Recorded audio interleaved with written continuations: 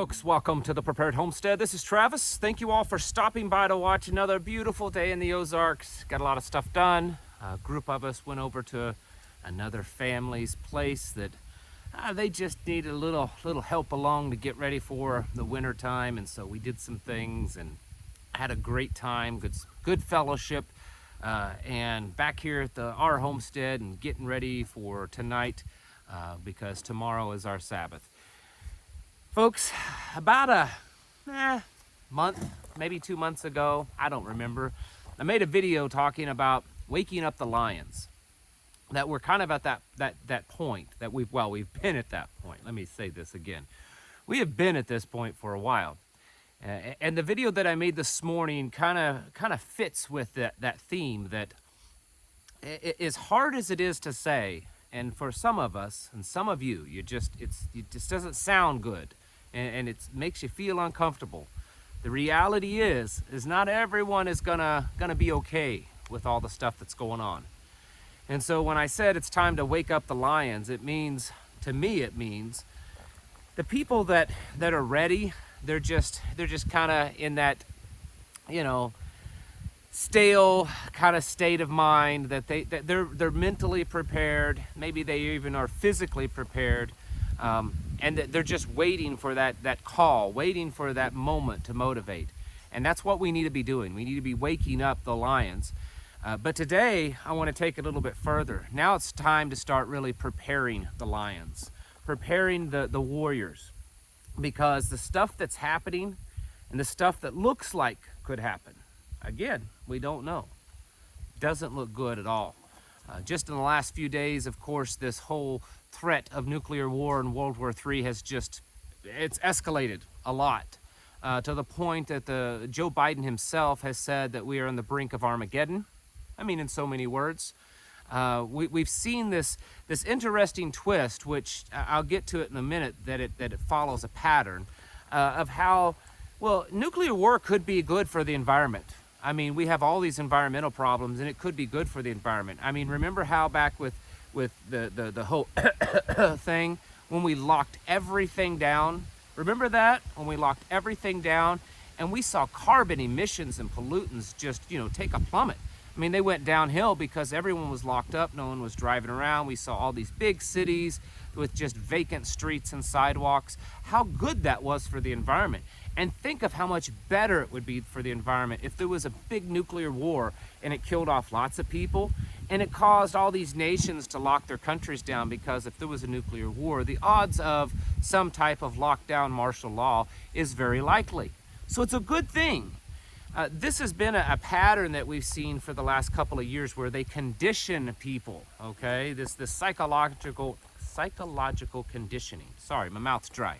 I need to take a drink out of the creek here.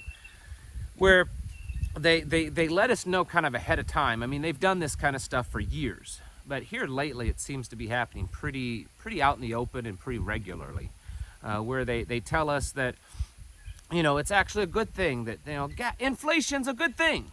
It's not bad. Remember that? Remember back when inflation started going up? They're like, it's not a bad thing. Inflation's a good thing. And it was telling people that because they knew that inflation was coming, and it was going to come pretty strong. So they had to let everyone know that, inflation's not a bad thing.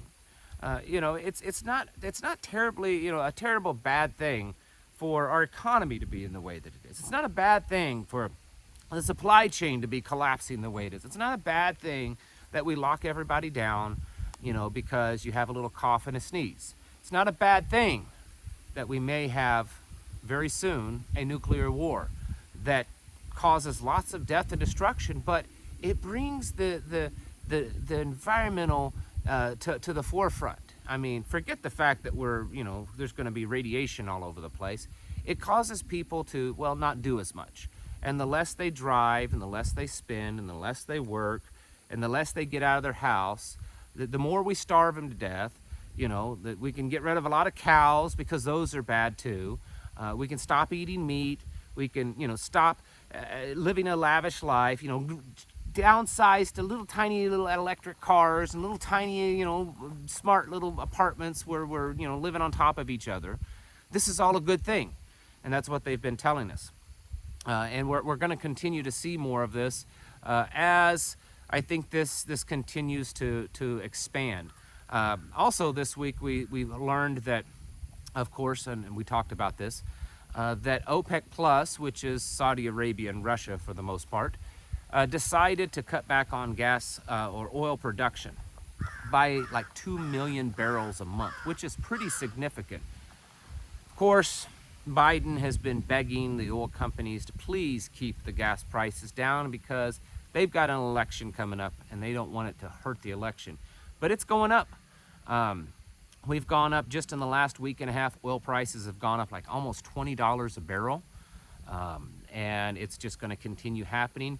It's interesting because, again, about a month ago, I was on here talking about how companies like JP Morgan and a few other, Morgan Stanley, places like that, were saying that come this fall, gas prices are going to skyrocket again. And guess what? They were so right about it. How did they know? That's so amazing. They must have real good quality crystal balls to see into the future. But they knew it, and it's happening. Gas prices are going to be going up. Get ready for inflation, because let's just play their little game for the moment and say that inflation is the numbers that they say it is. We know that that's not true. We know that inflation is 2, maybe 3 times higher than the numbers that they put out every month. But let's just, for the sake of the argument, pretend that that is the case. So what is it? 8.2%, 8.5%, something like that. And the only reason that inflation in the last couple of months hasn't been much, much higher is because they say, well, everything else is going up, but gasoline prices have gone down. Gasoline prices have gone down in the last couple of months, and they have. Not a lot, but, people are seeing $1 less a gallon than what they were paying for a few months ago, which is still $1, $1.50, maybe even $2 a gallon more than what they were paying a year or two ago. But the fact is that gasoline prices did come down some, so it helped make the inflation numbers look good. Well, what's going to happen now? Because inflation has shown that through all this time that the inflation of everything else has been going up. And the only reason the overall number doesn't look too bad is because gas prices have come down. Well, now if you take gas prices and skyrocket them and everything else is going up, we're going to see some pretty scary inflation numbers, folks. We already have been. It's already been hurting everyone, but it's just going to get worse. So we've got an economy and a supply chain, and the whole financial sector is not doing good right now. And it's probably not going to do good for quite a while. We've got the whole World War III thing, the whole nuclear war with Russia, very possibly could happen. And more involvement in NATO.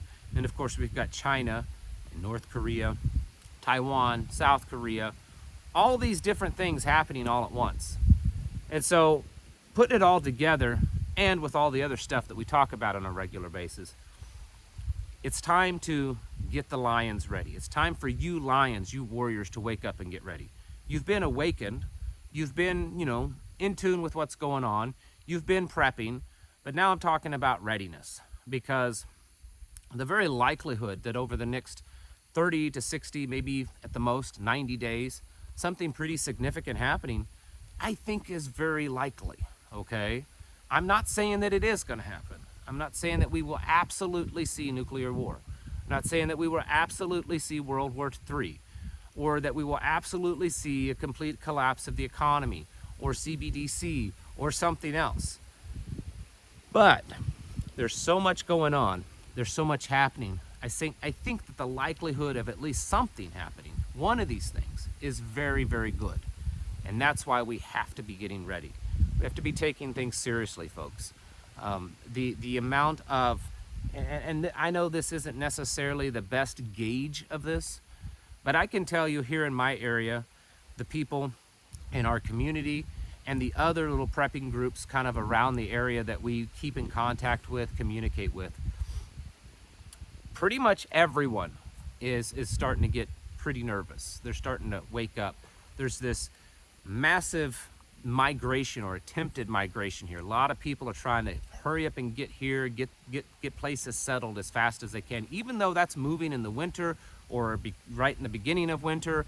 They still figure that it's going to be way better for them than staying where they're at. I've talked to people that are in some pretty high positions in government that have advised leaving the country.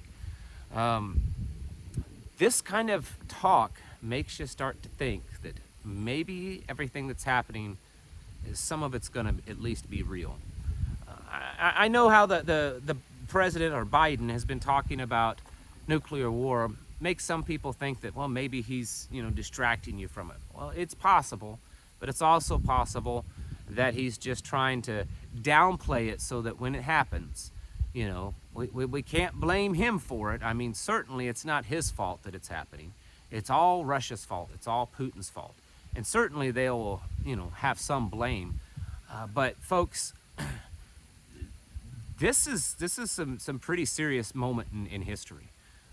I don't know that we have ever been at something like this in our lifetime, where there's so many different variables that are happening at the same time. You have stock market crashes, you have Cuban Missile Crisis, you have World War II, you have other incidences throughout history. But name me a time where we had several major things happening. And we're not even talking about stuff like, what the sun is doing, spewing out sun spots and flares and, increased earthquake activity and volcanic activity and all that kind of stuff where a black swan could just be thrown in on top of all of this. The point is that there's a lot happening. And I don't know how to tell you any more than I've been telling you for weeks and months now. It's really time to buckle up and get ready. This is not a moment for the weak-hearted, and the weak-minded. I care for those people too, but we cannot save them all. We can't get everybody ready. We can't get everybody up to speed. If they're really have the heart for it, they're really determined, then that's fine. But you can't get them all going. And so what we need to do is be focusing on each other, the ones that we know that we're going to be able to depend on when this all starts falling apart. We know that they're ready, we're ready, and we can work together. And that's the people we need to be waking each other up, encouraging each other, doing, making sure that they're set to go and we're set to go. If like today, 3 or 4 guys go to one person's house, they can get a lot of stuff done in one day. And then those same 3 or 4 guys go to someone else's house and someone else's house. It gets the work done a lot faster than if it's just you by yourself. Do stuff like that within your community, within your group, and wake yourself up and get yourself ready. Start evaluating your preparedness plan, your preps, what you're planning on doing if these events happen. If you find yourself in a fallout zone, if you find yourself in, martial law, if you see and find yourself that, supply chains are collapsing, or you can't afford gasoline, or that there's shortages, or that the rail strike happens, because, and like most of you probably don't realize, that's still not over. It's not a complete done deal just yet. Nothing's actually been signed. There's a lot of things that could happen over the next few months. And there are very, very big things, huge things, way bigger than I'd say most of what we've gone through over the last couple of years. Don't let the constant hype and the constant, uptick in instances that's happened over the last couple of years desensitize you to what's really going on. It doesn't mean that you're, got your nails dug in on the end of your chair, in suspense and panic. It doesn't mean that you completely lose yourself because you don't know what to do, that it's just too much. What it does mean is that we need to be serious about being aware of what's going on and keep a clear mind and focused on the task at hand of getting ready. Because while there's still a chance that nothing's going to happen, I think every day that passes and as everything gets continually worse, the chances of something serious happening is increasing. And we would only be fools to not do anything about it. I mean, in the end, what's it going to cost you to just get yourself a little bit more ready, to get just a little bit more prepared, to help another friend out, someone in your community? What does that really cost you in the end? Not a whole lot, but doing nothing and something happening is going to cost you more than you can imagine. Folks, now more than ever, it is time to get your houses in order. Prepare yourselves mentally, physically, and spiritually. Thank you for watching, and I'll catch you in the next video.